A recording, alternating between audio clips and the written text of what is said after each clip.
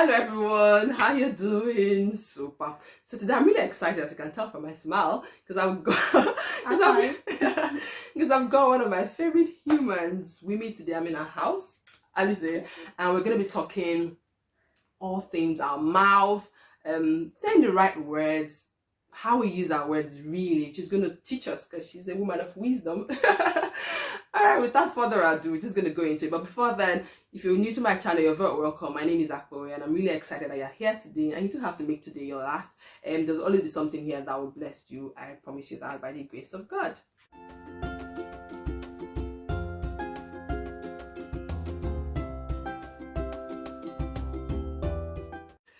Right, Alison, let's do this. Yeah, let's do it. I'm ready. First of all, thank you so much for being my guinea pig. You're very welcome. I feel very privileged. Right, so just tell us briefly, who's Alison? Okay. Well, first and foremost, I would say the main thing is that I'm a child of God. I'm a Christian. I'm a follower of Jesus. I am a wife to Andrew. Yeah. In fact, 26 years married a couple of days ago. And 3 children, although really children is not the word, young adults. Your baby's what, how old? Yeah, my baby just turned 18. So yeah, 3 children. So I homeschooled them for many years, and now I work as a researcher. But we also, my husband and I, help run a city group in our church, of which this lady is a very precious part of that group. Yeah. So that probably sums up. Good. And Alison, my big sister as well, if I just add that as well. So I'll just give you a quick backstory while I have you here, Alison. I went back to work after having my 3rd child. My friends were babysitting her, a couple, so they were literally like family. They loved her, but this child will not settle. Like I drop her off in the morning, come back from work, she's literally crying. Like it was, I think in my parenting journey, that has to be the most stressful time of my life. Work was hard for me because I wouldn't sleep at 9. She literally just, if I moved an inch, she thought I was leaving her. And I can remember I was talking in church that day, and I was like, we talked, and he asked me just one question. I can't remember exactly how he put it. I'm going to paraphrase, but it was in the line of, if you stop working, what would that be for your family, like financially? I'm like, Alison, I need to work. And Alison gave me this hug. She gave me this hug of like, there's no judgment here. I'm here for you. We're going to go through this together. Like, it was just so reassuring. And I mean, you heard Alison say before, she homeschooled her children, which means most of your parenting life, you're not like a working mom, you're a stay-at-home mom. So it was easy for you to judge me, like, oh, that's why I chose to stay at home, my children. That's why I chose not to work. Like, you know, it was so easy for you to do that. But no, you prayed with me. You always prayed for me. You would text me. Alison, like, you were really like, if you had said anything to me at the time that was negative, honestly, you would have killed me without knowing. And so it really, really got me thinking, it's not just me, Alison. A lot of people can relate to this. Anyone who knows you, like in church, I can remember your last birthday, the common theme when we had to say things about you was, Alison always has the right words, even when she's telling you off. And I'm thinking, how can one human being, everyone just says this, literally the same thing. I was very intentional in having you here. Like, we're going to talk about words. We have to start with Alison, you know. Just talk us through, like, this Alison we have now. Yeah. I'm not sure you were always like this, or was it just divine? When God made you, like, oh, go into the word, Alison, and speak all things right. If only. Is this a journey, like, where you are you coming from somewhere, like, and just talk us through like how you got to this point where you only say the right things. Okay. Well, I can reassure everybody, I certainly did not come out the room looking like this woman of wisdom. I, for sure though, reflecting on it, I was always a talker. So yeah, and we're both talkers. We have that in common. Lover of words, maybe I should put it like that. Yeah. I think I became fluent in my talking at the age of 18 months. Wow, so I was very young. But my reflection is that throughout my childhood and adolescence into early adult life, that I often did not say the right words by speaking, because I think there's a proverb about it in the Bible that basically if you're going to be a person of words, you're probably going to get yourself into a lot of trouble a lot of the time. And I think I did. I think I made a lot of social blunders where I just was kind of socially inept, just said really dumb stuff. But I also hurt people's feelings. I think I hurt my siblings' feelings a lot, looking back on it. Wow. And I think I often did a lot of this afterwards, like, why did you say that? That was a really dumb thing to say. So, but I also see that God is very redemptive, because the very thing that got me into the most trouble, I now feel he's taken that and done something really good with it. But it certainly was, you're right, you use this word intentional. There were certain points in my life where it was as if a light bulb went on, and one of the times was, I suppose it was coming here to Newcastle. We had a very positive experience of coming to the church that we're both in now, and the teaching that we got from this church, it's not like it wasn't always in the Bible, it was, but we just never heard the emphasis of this teaching before. And one of the things that I remember being taught was this verse from Proverbs 18:21 that says the tongue has the power of life and death. And I suppose I began to understand that we can speak life into people's lives, or we can speak words of death, which sounds terrible, doesn't it? But our words are that powerful, they're that strong.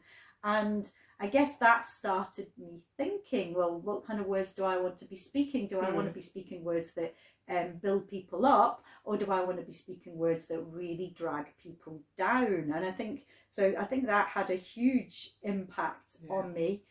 I also began to understand that the fruit of the Spirit, one of the fruits of the Spirit, is that right? Am I getting that right? Is actually self-control. So we can actually make a choice. We can make a choice about the words that we speak, that we can make a choice about what comes out of our mouth. And I think what was happening as a child and as an adolescent was, I just had this kind of stream of consciousness that anything that was in my head, I just kind of came out of my mouth. No filter. Yeah, no filter. I think I was an external processor, so I kind of thought about things as I said them, and obviously that is not really a blessing. Some for things people. have to stay up there. Yeah, some thoughts, some words need to stay imprisoned for life and just never need to be expressed ever. And I began to realise with this teaching that it is really good to be very intentional about what you say, and have the view of, are your words going to encourage people, are your words going to be words of life? But I also realised that maybe people had spoken some things over me that weren't very helpful either. And I use this terminology, speaking over someone. It's not like somebody stands on top of you, but they say things. So, and people had said to me, oh, you're really clumsy, you're what else did they used to say? You're incompetent. So they said these things over me that actually wounded me. Anyone who knows that saying, sticks and stones can hurt my bones, but names can never hurt me. That's just not true, is it? Words and names can really hurt. It's very, very painful. So I had to go through a kind of healing process myself to understand that God can heal me of the words that people have spoken over me, and then that helped me to understand that I can speak those good words that can encourage people. And of course, the other thing I had in my life was really good accountability. We've got a really excellent pastor, Sally, Clive and Sally, whoever knows them, you'll know that's the case. And Sally has just been a really good person to be accountable for the things I say, for the things I think, and to help me get wisdom.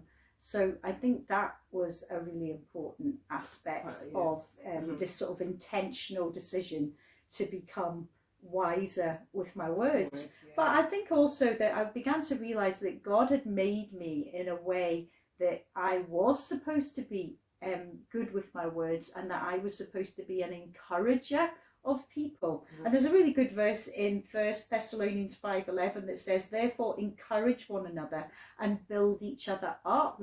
And I began to see that, well, I could do that if I was if I took thought and effort over it and began to get wisdom, so that I actually had something to offer people rather than just the random thoughts of my life, which aren't always that helpful. So I guess that helps you understand some of the process that I went through. Wow, thanks, Alison. That must have been a journey, like, you know. But I like what you say, like, there's nothing wrong with you being a talker. Yeah. Because it's that same word, it's just how you use it that's the problem. Because like you said, now you use your words, you're still a talker. I know you, Alison, you talk. You're still a talker, but now the words that you say build people up, not tear people down. And when you were talking about, when you're really giving us this account of your journey, you use the word intentional a lot, which I don't know if you've been in this channel, you must have heard me say it 1,001 times. I mean, that's the name of this channel anyway, the intentional life. It's just because that word is like one of the most important words to me in my life, in the sense that we are all a work in progress. So I find something wrong with me, and then I do something to change it. Now, you've really blessed me there, like, and I'm sure anyone who's watching as well been blessed. Like, some key words there for me was self-control, and there was intentionality, and there was accountability. Now, Alison, I just want to ask you something again, like, you know, someone might be watching and like, okay, well, I think I'd rather just shut up. Like, there's no point in speaking, because every time I open my mouth to speak, I just get into trouble. Someone gets offended by it or the things I say, so I'd rather not speak. Do you think is that healthy? Is that godly? Like, isn't that extreme? Or what would you advise? Don't speak anymore, just be quiet. No, I think that in a situation like that it's most likely that you've probably made a sort of determination over your life, which is not a good idea. It's never a good idea. Determination is where you say, I will never do this again. And that's not helpful, because if you're a talker, it probably means that you were meant to use your words well, and that you can use your words well if you give it to God. If you give your talking, give your mouth, you give that to God, you will find that you can use your words well, and that you can start to speak words of life rather than always kind of putting your foot in it. And so I would encourage you not to make those kind of determinations where you say, I will never speak again, but say, well, Lord, please use my lips, use my words. And so that would be my encouragement, to see that actually the very thing that gets you into trouble is the very thing that might be where God has purpose for your life. Wow. Yeah. Phew, good. Like honestly, today has been very good. Like, the very first of the series, and we'll have Alison here, and she's really brought your A game, Alison. You're very kind. so many things to learn from there. I really hope that this video has blessed you, because it really blessed me. Don't give up on yourself. Don't say, oh, this is just who I am. Work at it. Just be intentional about it, and you see progress. Just like with the product we're seeing here today, Alison. So if you've really liked this video and it's blessed you, please share to someone else that it might bless as well, and like the video. And if you haven't subscribed to this channel, I wonder what you're waiting for. Alright, just subscribe. Do it today. Click on the notification bell. Next Wednesday we're going to be with another person. I'm not going to tell you who. And that's it. Alright, just go about your business and be amazing. God has made you amazing. And I'll see you in the next video. Bye. Bye.